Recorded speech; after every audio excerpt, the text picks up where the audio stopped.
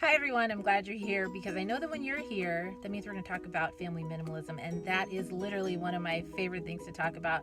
We are in a different location. It's me and my youngest. We are outside of my older kids' school. They are so happy to be back, by the way. It's only been a couple of days, like a few hours every day, but they're happy that the school is open again and they can be back with their friends, and I'm happy for them.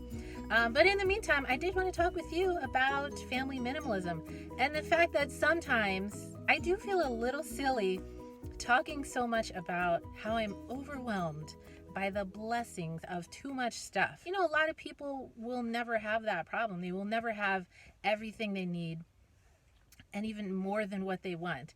And so the fact that I have everything I need and even more than I want does put me in a privileged position, right? And one thing that we know about having privilege or being in a position of privilege is that we should identify that, but then not stop there, right? We have to push ourselves to use that privilege to the betterment of our community and as much of the world as we can touch, right? Like we want to do good from whatever position of privilege we're in. One of the things that I can do is make sure that the stuff I'm releasing, the stuff I am trying to move from my home, gets to a place where it is actually used and needed and wanted. And the way I can do that is by being thoughtful about where I am donating stuff. So I want to share with you I always have three, right? So three of my favorite places to donate items that I am decluttering. The first place that I like to donate items I'm decluttering is right into the hands of people who need it or people who really want it. The best is like families in my community. And sometimes that'll be families that I know that are in my network, like just people I know.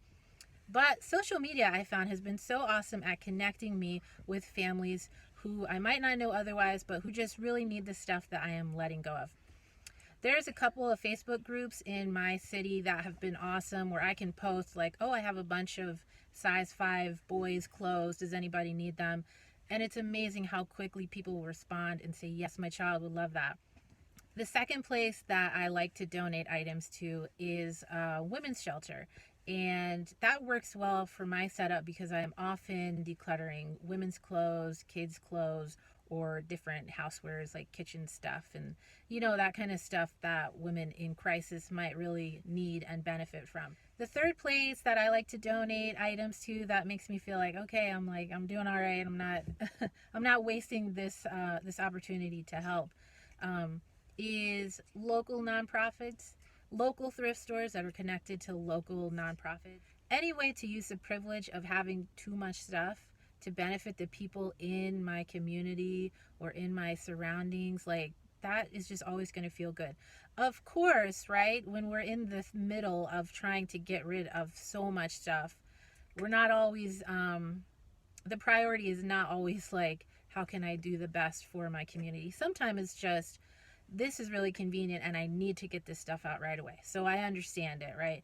We donate to Goodwill, we donate to Salvation Army. Those are the two big ones in my area. Maybe they are the same where you are.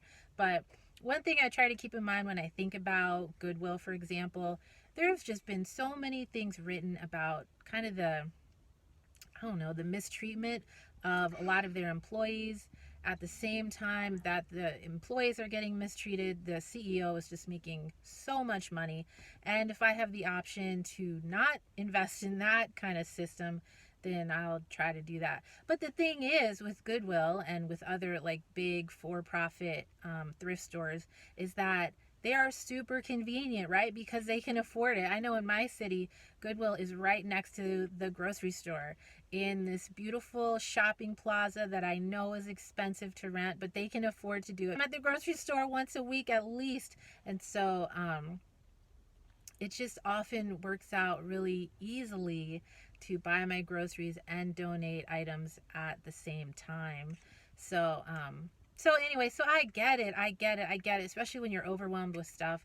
Sometimes the convenience of donating kind of wins over a lot, right? But we just know that when we're at our best, when we are well positioned to be thoughtful and planful and just all those good things, then we can make good choices and use our privilege and our position of influence for good and donate our stuff in a place where it gets in the hands of people who really need it, right? All right.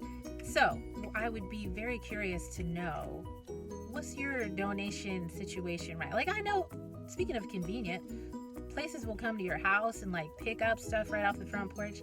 That's pretty nice. I've never done that, but I like the idea of it. But yeah, let me know, what's your donation situation like? Do you always go to the same place, or are you open to lots of different places?